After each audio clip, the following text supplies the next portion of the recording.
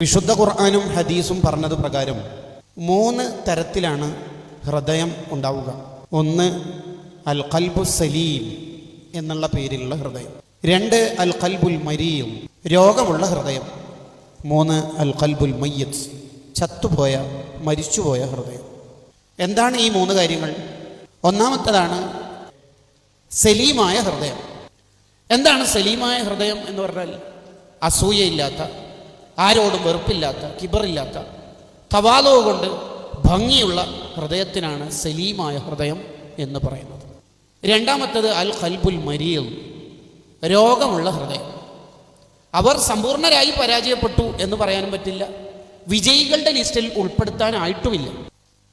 മൂന്നാമത്തെ ഹൃദയം അൽ ഖൽബുൽ മയ്യിത്ത്, ചത്തുപോയ ഹൃദയം. അവർക്ക് അള്ളാഹുവിനെ അറിയില്ല, ഇബാദത്തില്ല, അവർക്ക് മരിച്ചുപോയ ഹൃദയമാണ്. അതാണ് അവിശ്വാസികളുടെ ഹൃദയമൊക്കെ ഉണ്ടാവുക.